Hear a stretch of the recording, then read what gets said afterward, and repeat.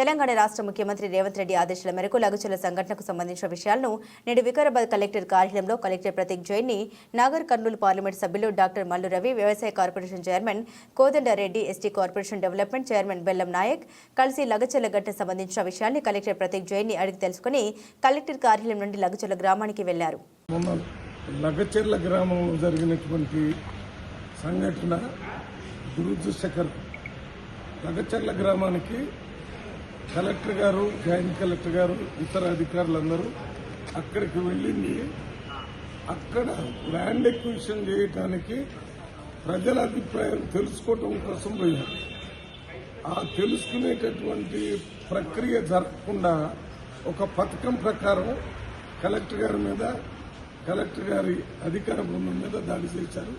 దాన్ని తీవ్రంగా కాంగ్రెస్ పార్టీగా, పార్లమెంట్ సభ్యుడిగా మేమంతా కూడా ఖండిస్తున్నాం. ఖండించడమే కాకుండా ఏ ప్రజాస్వామ్య ప్రభుత్వంలో కూడా ఇటువంటి సంఘటనలు జరగకూడదు. అందువల్ల మేము ఈ సంఘటనల గురించి బీజేపీని కానీ, బీఆర్ఎస్ని కానీ, ఇతర పార్టీ నాయకులు కూడా సపోర్టు చేయరనే అనుకుంటున్నాం. వాస్తవాలు తెలియక కొంతవరకు దానికి సపోర్ట్ చేశారు. నిజమైన వాస్తవాలు తెలుసుకుని ఆ వాస్తవాలు ప్రజల ముందు పెట్టడానికే మా కోదండరెడ్డి గారు, chairman agriculture commission, Tricor chairman Belle Nayak గారు, నేను మల్లు రవి ఎంపీ, మేము ముగ్గురు త్రిసభ్య కమిటీ ఇక్కడికి వచ్చి ఆ రోజు ఏం జరిగిందనే విషయాన్ని కలెక్టర్ గారితో తెలుసుకున్నాం. ఇక్కడ నుంచి మళ్ళీ ఆ లఘుచర్ల ఇంకా 2 గ్రామాలు ఉన్నాయి. ఆ 2 గ్రామాలు కూడా తిరిగి వాస్తవం ఏంటో, నిజాలేంటో తెలుసుకుని నిజాలను ప్రజల ముందు పెట్టాలనే కార్యక్రమంలో ఇక్కడికి వచ్చాము.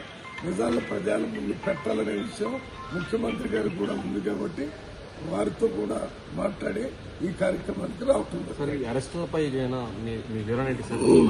కారు దిగి వెంటనే అటాక్ చేశారంటే ప్రణాళిక ప్రకారం జరిగింది, ఎవరో చేపించారు. దీంట్లో ఎక్కువ మంది భూమి పోయేటటువంటి రైతులు కూడా లేరు.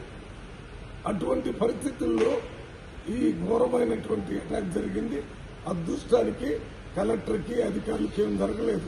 మామూలు రాళ్లతో కాదు, మేము టీవీలో చూసాం. పెద్ద పెద్ద రాళ్లు తీసుకొని కార్ల మీద, మనుషుల మీద వేయడానికి ప్రయత్నం చేశారు. ఇది చాలా ఖండించాల్సిన విషయం. అన్ని పార్టీలు ఖండించాలి. ఇవాళ కాంగ్రెస్ ప్రభుత్వాన్ని ఉంది కదా అని మాట్లాడితే ఎవరు కూడా, ఇప్పుడు కేంద్రంలో బీజేపీ ప్రభుత్వం, వారి ప్రభుత్వంలో ఎన్ని ల్యాండ్ ఎక్విజిషన్లు జరుగుతున్నాయి, ఏ రకంగా నేషనల్ హైవేస్ చేస్తున్నారు, ఏ రకంగా ఇరిగేషన్ ప్రాజెక్టులు కడుతున్నారు, ఇవన్నీ కట్టడానికి ల్యాండ్ ఎక్విజిషన్ జరగాలి కదా. మేము కూడా మన రేవంత్ రెడ్డి గారు